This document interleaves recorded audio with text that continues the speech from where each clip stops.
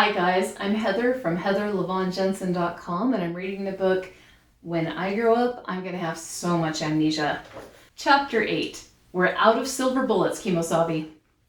The list of therapists hung on my refrigerator for days. Every time I opened the fridge, there it was. The scrawled names seemed to glare at me, accusatory, daring me to pick up the telephone.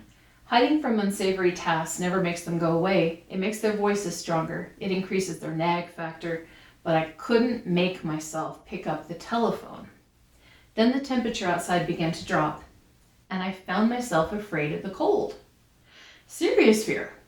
Like Jack Frost was lurking outside the door with a katana made of ice ready to cut me in half. Then I developed a fear of the dark. I couldn't stand to go out alone after dark ever. Since January in Wyoming is both dark and cold, days passed when I didn't go outside at all. Depression settled over my shoulders like a linen shroud. Many babies are sensitive to their mother's moods and they get fussy when they sense something is wrong. My son was no exception.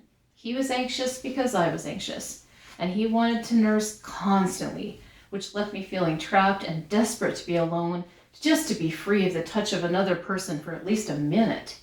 The exhaustion that accompanied this bout of depression was also palpable. I'd see something on the floor, like a dirty sock, and start to cry because the physical exertion required to pick up a dirty sock would hurt. It would strain every muscle like I had manhole covers attached to my limbs. So it was Domino's Pizza to the rescue several nights a week. It began to be harder for me to leave the house at all. I was so tired I couldn't face getting myself and the baby dressed and going shopping. When Jim was home to watch the children, I couldn't face the dark and the cold. So the days I spent isolated in the house became weeks. I'd always been a helicopter mom. I hover over my children. But now I was a bungee cord mom. I couldn't stand the children to be out of sight or out of touch for even an instant. I panicked even going on walks, even taking them to their... I panicked even on walks. Even when I was taking them to school, because with 3 children, 2 little girls plus a stroller, I couldn't hold every hand. Children dart like neon tetras back and forth, side to side, and I couldn't always see every child, every second, and I couldn't bear it. It made me fearful, that made me short-tempered, and then I spoke harshly to my children, and then I felt guilty. That fed the depression. Things that were never a problem before became emergencies. Aggressive stray dogs felt like life-threatening dangers. Jim being silly and driving in the ditch to make me laugh made me scream. Everything scared me, and I was transmitting my fear to my children. I couldn't live like this. I had to call those therapists. PTSD was forcing my world to shrink into a tinier and tinier bubble, and soon it would be so small there wouldn't even be room for me inside. The pros and cons of therapy battled in my brain. I might be able to feel better. I might be able to recover and lead a normal life. On the other hand, insurance only covered half of the cost of the treatment for mental illness. Money was tight because I couldn't work anymore. I might be able to be a better mother, wife, friend, and person, but maybe everyone would just see me as weak and broken. Would everyone treat me differently? Would I be painted with the same brush as all the people who try suicide? So if the therapist thinks I'm a danger to myself or others, would they take my children away? Then who would protect them? What am I setting myself up for going to therapy? In my prayers that night, I poured out my heart to my Heavenly Father. I told him how hard this decision was and how conflicted I was and the fear of what the stigma would do to me and my family, and told him how I did not want to call the therapist. Was starting therapy even the right thing to do? I know that God can see the consequences of every choice I could ever make, so what choice was best? A warm feeling flooded my heart. My racing heart. A warm feeling flooded my mind.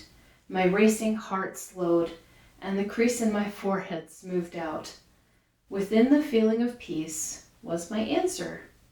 Going to therapy was not only the right choice, it was essential. If I'd broken my leg, I wouldn't set it myself, right? I'd get help, because if I didn't, it would heal wrong and give me trouble the rest of my life. Yes, money was tight, and yes, insurance only covered half the cost, but I couldn't heal myself. So it was the only healthy choice, stigma or no stigma. The next day, I called the first woman on the list and spoke with her. She said she didn't do talk therapy. She didn't do anything long term, but she could give me 8 sessions of EMDR and that would fix me right up. I thanked her, and I called the second woman. She said she couldn't predict when my treatment would be over. Different people took different amounts of time to complete it. No one could know how much trauma I had to process in advance. She gave me no promises. I mulled over my choices. The first therapist promised me a magic silver bullet to kill the monster. The second promised a lot of hard work. I've never believed in magic bullets. Everything worthwhile takes hard work to accomplish. There aren't any easy fixes. So I chose the second therapist, Clara. I believe she was more experienced and honest because she didn't make promises she couldn't keep. And I believe she had the tools to help me. So we set an appointment. And this was it. There's no turning back after this. I was now officially to be in therapy, like a character in a Woody Allen movie. On television and in real life, it seemed it was always the most screwed up characters that went to therapy, and the therapists always seemed ineffective, asking mirroring questions and writing things down, never fixing anything. But this therapist and I had a plan, I told myself. EMDR is a real thing. We wouldn't be having long, rambling conversations about nothing or whining about the same thing for years on end or whatever mom and her therapist did. That's what I told myself anyway, and I tried like fury to believe it. Thanks, everybody. Remember, if you'd like to read ahead, there's a coupon code in the description for 50% off the ebook on my website, www.heatherlavonjensen.com. Thanks, everybody. Bye.